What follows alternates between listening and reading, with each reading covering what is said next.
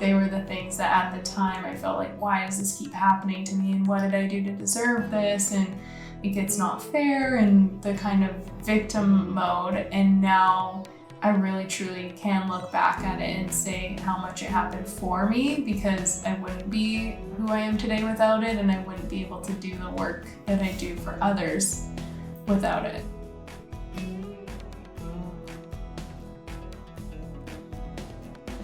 Oh, I'm so excited for today's episode. Welcome back to Bath Time with Kiley Mac. We have an amazing soul sister and angel of a woman, Kara Michelle, here today. Kara is a ninja in all things healing and mindfulness and mindset. And there's also a lot of things that I've learned living with you that I don't think a lot of people know. So I'm really excited to dive into, your love of animals and all the work you've done there, and being a solo traveling female for nearly a decade, and just all the hacks and tricks that come with that, and just how strong you are as a person. I think some people see kindness as like weakness, but you're like one of the strongest, most clear boundary people I've ever met. And so I'm just excited to pick your heart and brain and spirit a little bit today. So thanks so much for being here. I'm so happy. Aww. Already I'm like, yeah, that's so sweet. Yeah, no, it's fun. And Kara and I currently live together in this beautiful home. And so we were just talking about how we're happy that, we're utilizing the space and having these little bath times. Yeah, this is so perfect. I can't imagine anything better than this. I know. I was like, do you want to be on my podcast? She's like, yeah. And then eventually I was like, oh, by the way, like, bring your bathing suit and a towel. It's in the bathtub. She's like, oh my gosh, that's the best thing. Like, best news I got all day. Cool. Just take a little break. Yeah. Be in a tub. So before we get into all of the cool like healing stuff and what most of social media knows you as, I just from friend to friend, I feel like our 8-year-old selves would have just frolicked and wanted to protect animals. And we have some crazy stories living in the house with Kara, which we can get into. But when did you first really feel connected? Do you remember one of your earliest memories with an animal or something that kind of changed the game for you? Yeah, I mean, I was always trying to save any little animal that I could and any creature. And we have childhood videos of me where I'd be out in the backyard with squirrels or chipmunks or frogs, and just just trying to save them and help them. I always wanted to be best friends with nature, and all my imaginary friends were animals, or the pets that were with me and stuff like that.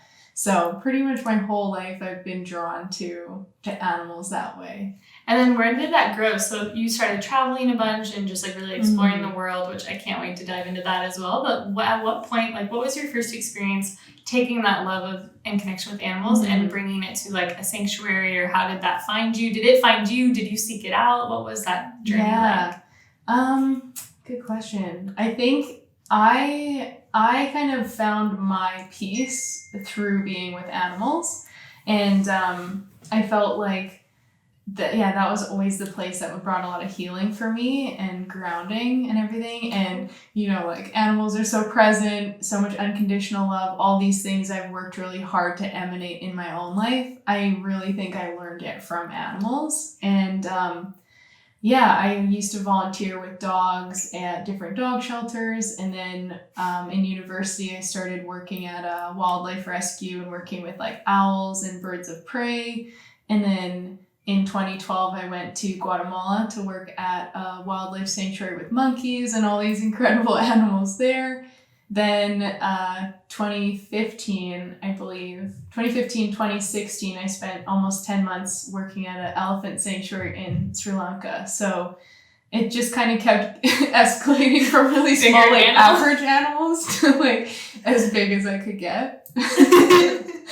Wow, 10 months, that's pretty much a year living in Sri Lanka. Yeah. Wow. Yeah. What was that like, working with elephants? It was so amazing. Every day, just seeing them, in the jungle, and just being able to literally witness an elephant when you wake up in the morning was the coolest. I'd be sitting there drinking my morning tea and just watch the elephants walk by. And they brought so much healing for me at that time in my life too. I just learned so much about forgiveness and compassion, which I don't think I expected to learn from elephants when I started that job. Wow. So it's like a blessing. Wow. When our mutual friend Raya, she was telling me about when she was on in Africa, and when she saw elephants in the wild for the first time, that she literally just started bawling. And just like their energy and presence is just like so powerful. Yeah, they're like, for such huge animals, they're so aware and so loving, and just like everything they do is very intentional, I guess, and you notice it because they're so big. So I feel like you think it's gonna be like this kind of like clunky, big, out of control animal, but they're so in control that it's really cool. It's so crazy to think about elephants as an actual animal and being, and just like how unique they are.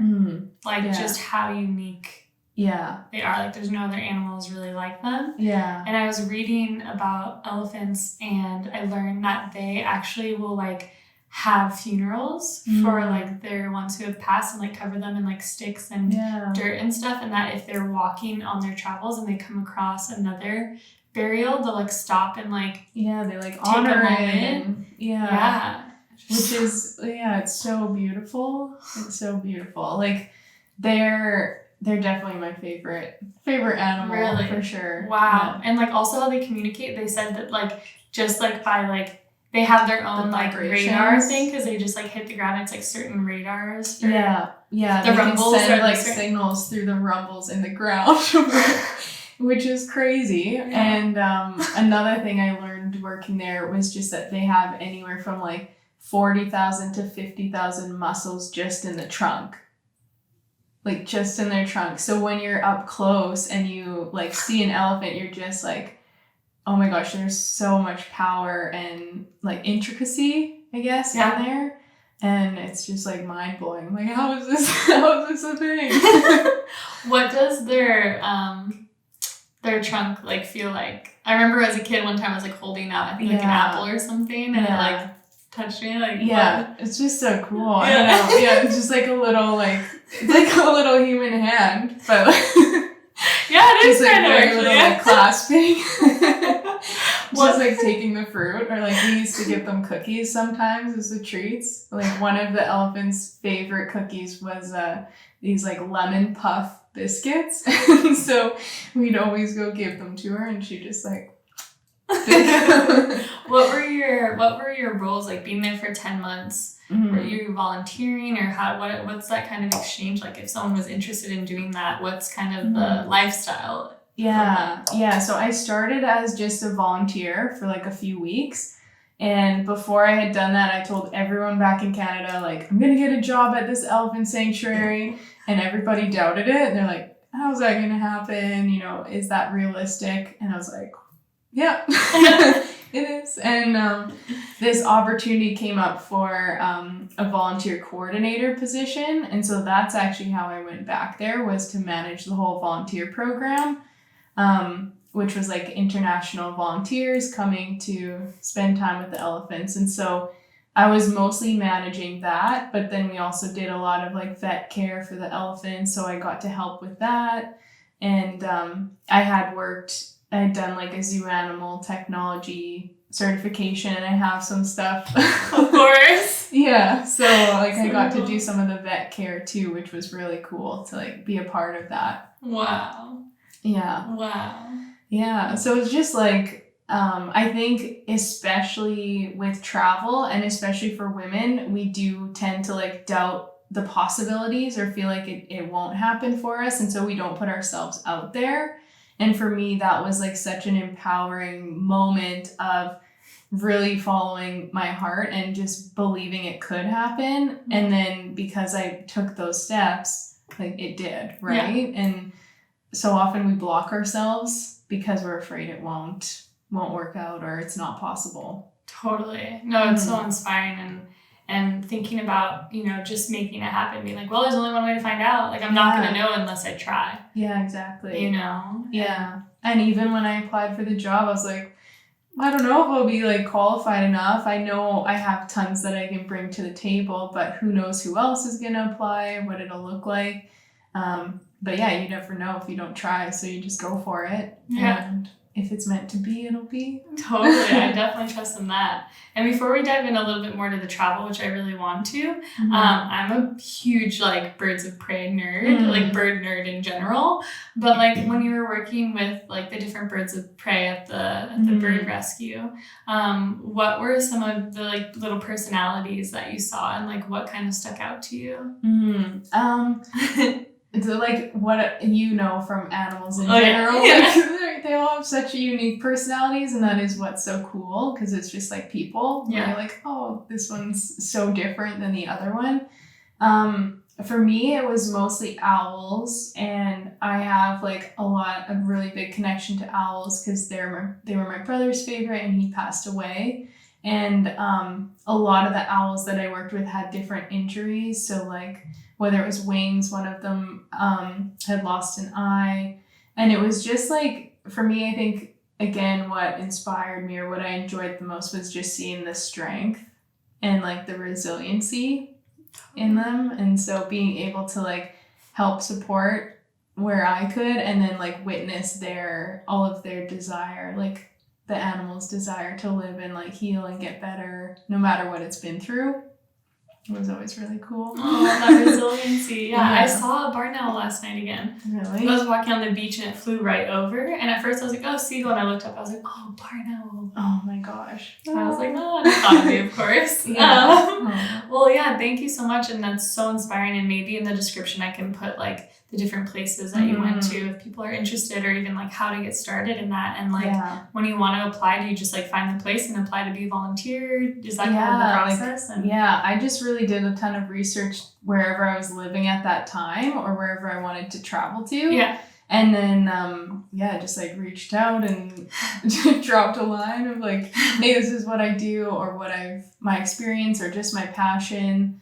I got a lot of no's from places too, because like they did require more, especially at the beginning, they needed more qualifications and stuff like that. And so it was just like continuing to put myself out there until I found places where I could start kind of at the beginning, and then you just keep learning, and then you never know what comes next. Well, thank you. I'm glad I asked that, because like I think you think like, oh, if I don't get it, then maybe it's not meant to be, but just like to keep applying and know that there are certain qualifications, or maybe zoo tech background things that they need, or I was even I totally forgot about this, but after Sri Lanka I was gonna go to China and work with like the sloth bears, because there's a lot of bear rescues there for animal welfare and stuff, and I had a position there, but then I ended up going back home for something else that had come up. So there's so many opportunities, and it's just like finding the right fit and putting yourself out there.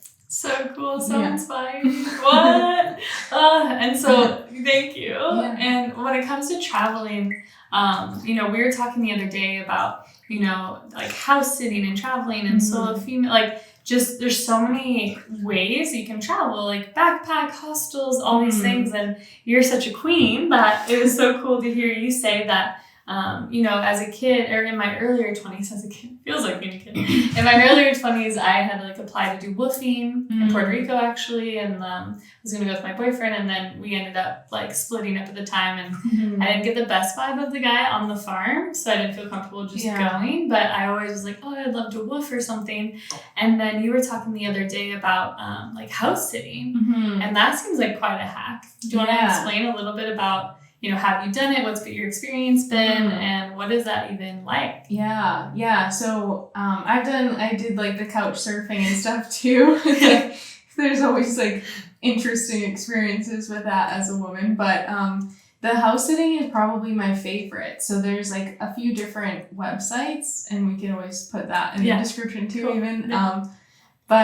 Where they have like worldwide, and you just get to look at the dates, decide whether you want like dogs, cats, farm animals, like whatever.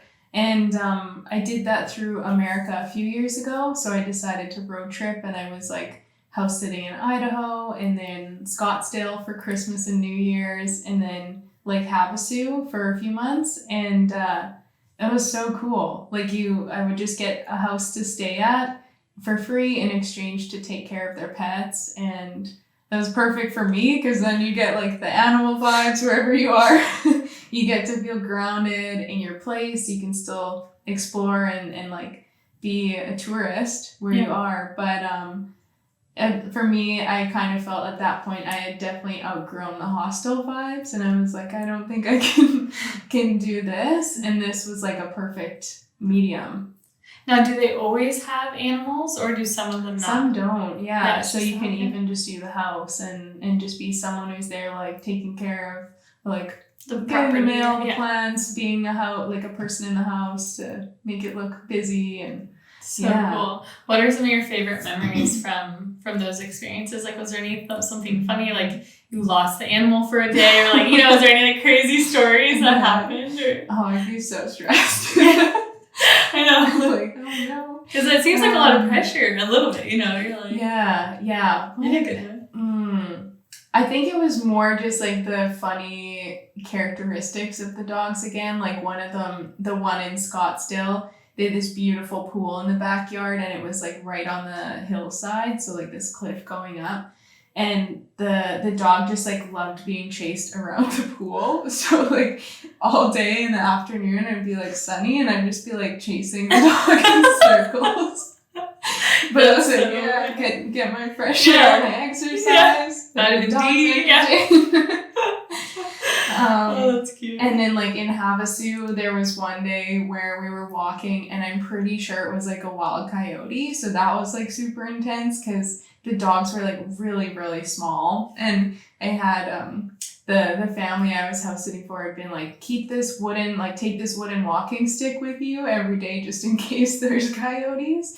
And it was just like so funny after the fact because I was like, I probably looked like such a crazy person because I had the two dogs and this walking stick and like there was this coyote off in the distance and I was like getting all all tough and ready and prepared, and thankfully we didn't bump into it, but yeah, just like random stuff like that.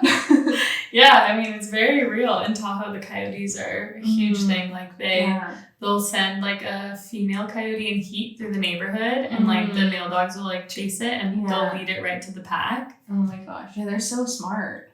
So smart. Such smart pack animals. Yeah, on Faye's 6th birthday, I was cleaning dishes in like this little kitchen. I lived on this like homestead, and in this like little tiny home I had converted from like a horse barn. It was like the cutest little setup. But I heard a yelp, and I like come out, and they had dragged her off of the porch and were pulling her into the bushes, and like between the creek and up on this little hill, there was like the whole pack, and they were like hollering.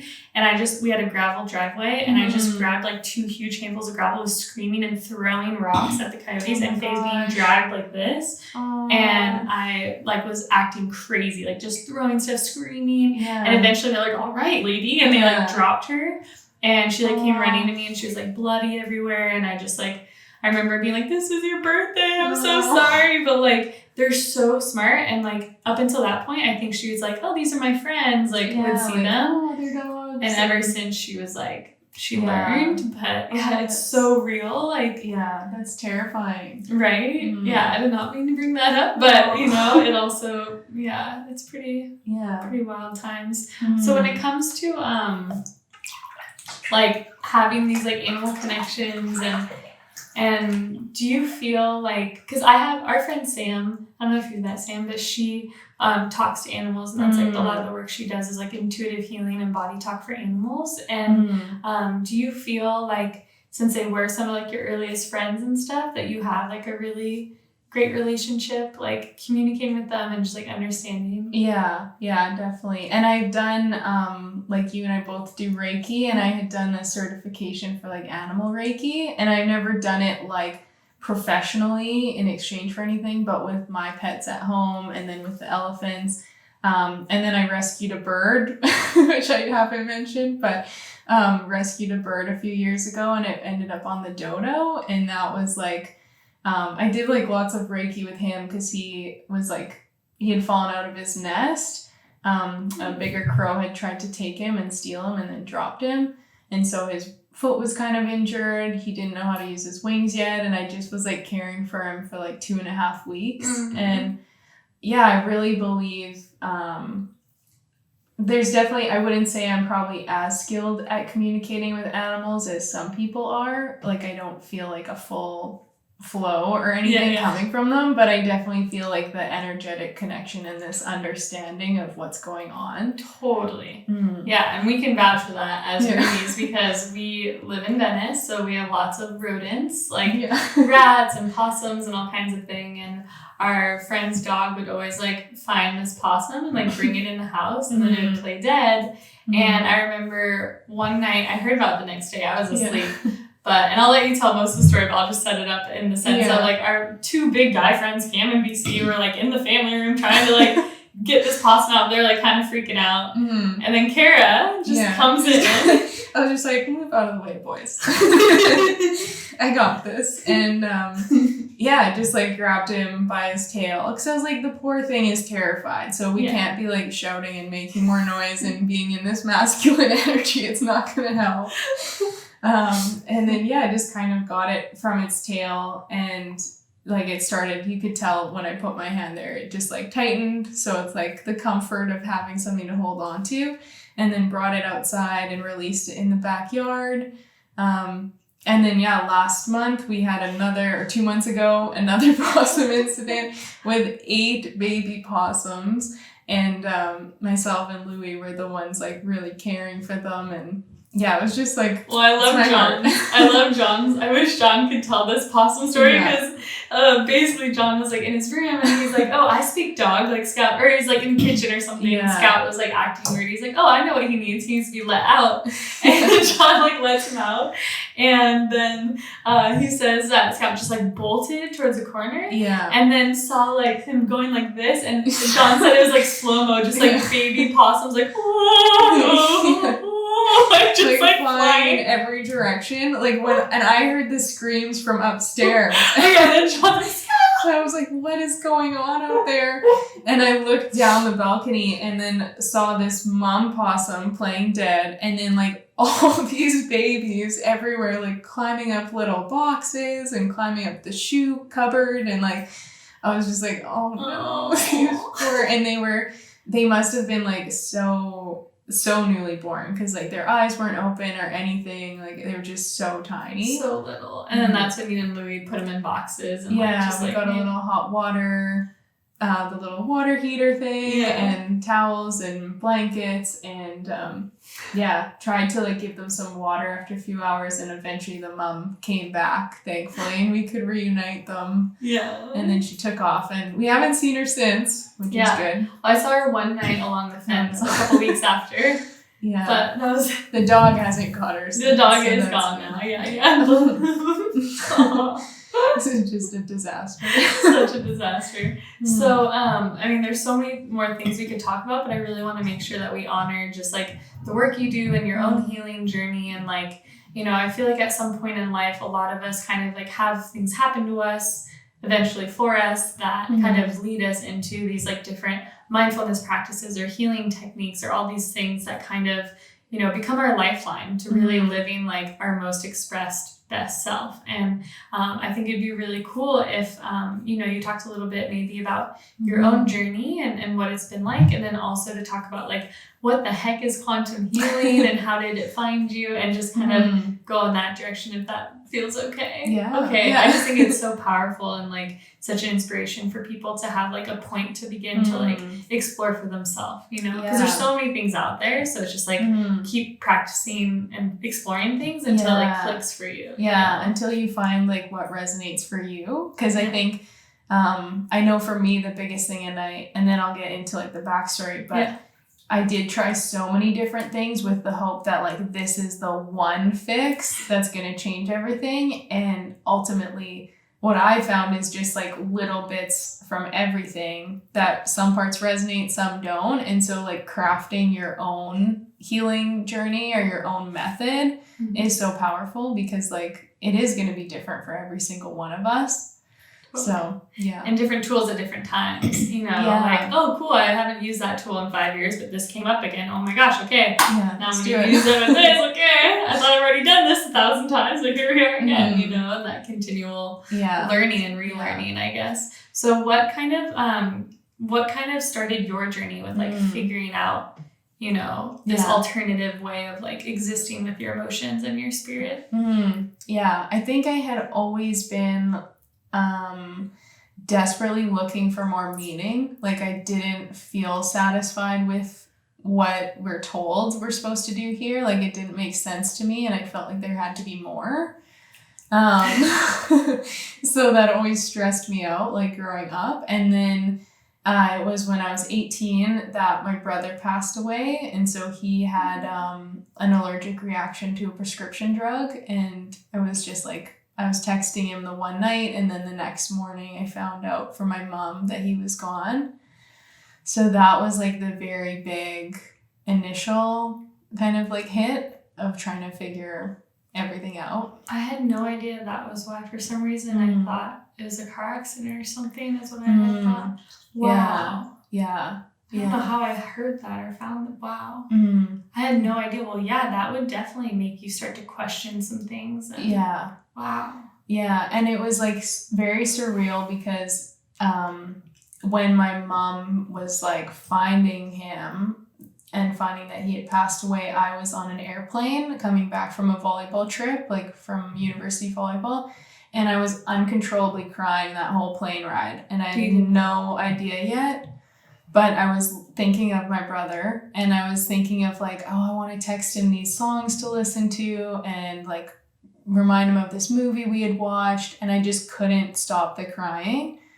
And so that even right away helped to show me like there's a lot more on a spiritual level than I was aware of at the time. Oof, yeah, I get full chills. Wow. Yeah, so that was like the starting point of trying to understand kind of as I could while like grieving and everything. And then a couple years after that also sparked the travel. So that was then a year after I did my Guatemala trip to work with animals, because I felt like I do want some kind of bigger purpose, and giving back is like something that gives me meaning and like hope in life. And then, a couple years after that, then at my university, I was actually raped. And so then that brought up like a lot more healing and more layers to uncover. And that's what sent me to India, because I wanted to do like yoga teacher training and learn about Reiki and meditation and mindfulness and go to heal. Yeah. And so that kind of brought in like the next chapter of healing. And then right after I got back, or no, it was right before that actually, I had, I was driving across Canada in the winter and I hit black ice, and then I flipped and rolled my car 4 times. I mean, that's the car accident, because I remember you okay. Yeah. That's probably what it was. How many times? 4 times? 4 times. Yeah. So that was another surreal experience and like total surrender in the moment. And like once the car stopped rolling, I just kind of like gently opened my eyes and found my phone and called the police, and I sat there. It was like -40. My windows were all cracked open, and I sat there for like 30 minutes till they got there. And I was just like meditated. I'm probably in shock, but also I was just like, okay, let's just sit here. You're okay. Like, it's fine. And so those were like my three really big things that all happened like within maybe 5 years. Yeah. And like, as you kind of preface this, they were the things that at the time I felt like, why does this keep happening to me? And what did I do to deserve this? And like, it's not fair, and the kind of victim mode. And now I really truly can look back at it and say how much it happened for me, because I wouldn't be who I am today without it, and I wouldn't be able to do the work that I do for others without it. So it's that like pain to purpose kind of thing. Totally.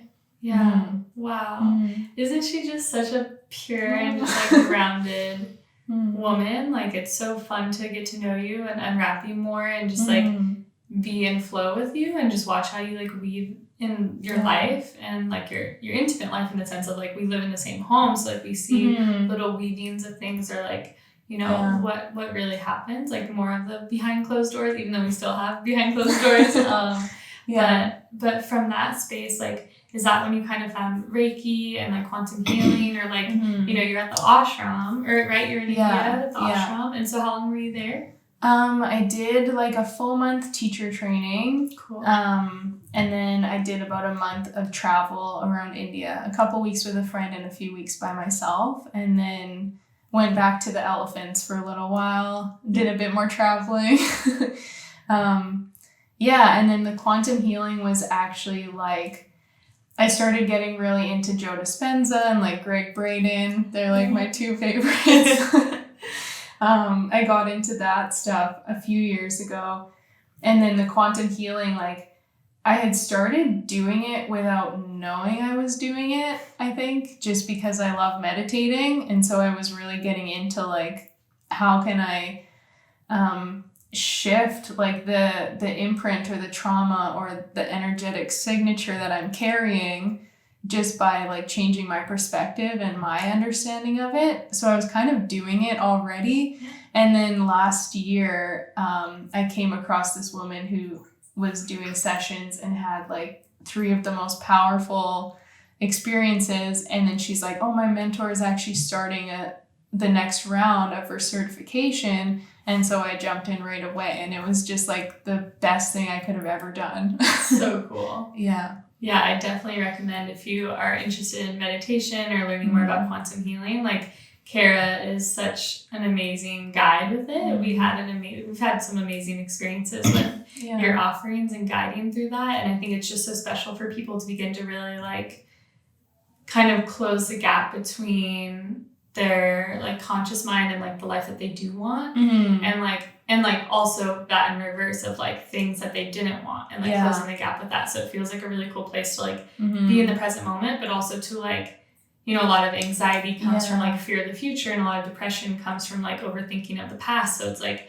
when you can be more present, that's where a lot of power is, but then also not ignoring that anxiety or depression, but really like kind of bringing in those pieces and like kind of painting what you want them to be. Yeah. Like re-imprinting, right? Yeah, exactly. And being able to like reclaim your power over those things, because I know for myself and for most people that I've talked to, because of those traumas or those heavy things, we do really identify with it. Totally. And like that was my story for a long time, of like the girl who had this happen and the girl who had that, and like I clung to it really tightly because it was what I knew. And the quantum healing really helped me see like, no, those are things that have happened to you, but they aren't who you are. Like you are still this being, and really helping like step into that power again, which is really cool. For you to like choose, actually re-choose who you are in that sense. Yeah. Instead of staying stuck and like limited in that version of you. Totally. Yeah. Would you say that's kind of like right now in your present day, like that's one of your favorite tools for just like this continual practice of yours? Yeah, 100%. Like it's every single day. It's my go-to, and definitely has helped me. I feel like even if I had I don't feel like I would have ended up in this house had I not come across quantum healing, because the amount of shifts it brought for me in even like a few months was transformative. But I think of like who I was a year and a half ago, it was like a totally different person.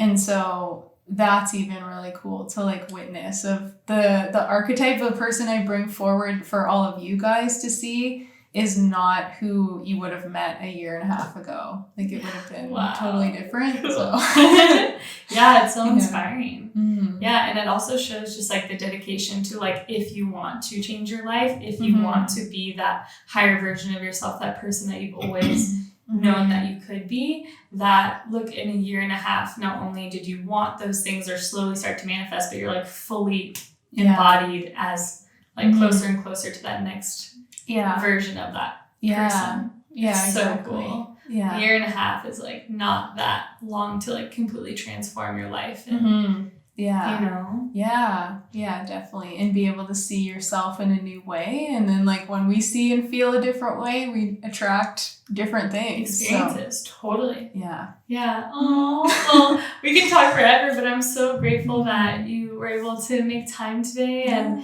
to sit in the tub with me. And we both love our baths. So that's something. Perfect. Yeah. And then one question I always ask is just like, for me, the bath time has always been this like magical place, and sometimes I've had really crazy meditations or experiences, and I talked about one of those. We haven't released that one yet, and we might not because it's so out there, but we'll see. But have you ever had like an amazing experience in the bathtub, or what does the bath kind of like mean for you? Yeah. Actually, I had a bath last night. Let's go, you my people. Of course.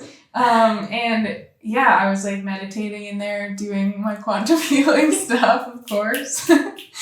And it was just super powerful, like really connecting to like higher dimensional beings and all the stuff I believe in, and like feeling such a grounded and like deep connection to like who I truly am versus the illusion and all the heaviness and the beliefs that maybe show up during the day. And in that meditation, it just was like that full transcendence to like, no, this is actually who you are and what you're capable of. And so yeah, that was beautiful. And baths in general, just my favorite.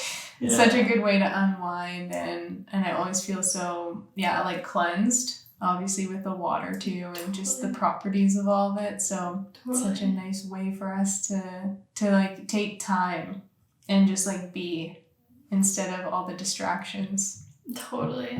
And I love that. And I even think of like quantum healing when you guide people to like being the baby self. It's like most humans, I feel like we were like put in a tub when we were a baby, right? Yeah. And it is kind of like that womb space. And I think it must, this is a theory, this is not back anything, this is just my own theory, but a theory of like, you kind of like come back to that, like that most like pure part of yourself, because it's like in the womb or in that space when you're a baby, like there's something that's held, right? Definitely like supported and warm and held, and you're just like, I feel like there's an immediate sense of that. Like it connects you back somehow. Totally. Yeah. So thanks for geeking out with me today, and it was such a pleasure. And I just hope that this bath time episode with Kara and Michelle just leaves you feeling, lighter and brighter and more inspired to maybe follow that thing you're inspired in. Maybe it's not animals, maybe it's museums or artwork or something, and just like finding out volunteer opportunities to get your feet in the door to something that maybe you've kind of haven't been allowing yourself to experience. And if you're interested in quantum healing, I'll link all of Kara's amazing, you have so many good resources, both free and paid, so definitely check out her website, and I'll link all of her stuff below. But just a great person to follow and stay inspired on in a world of so many people pumping out media and things. Kara's definitely a great person to stay on that track and is a great sharer of information. So thank you. So fun to have you. Yeah, thank you so much. Love you. Bye.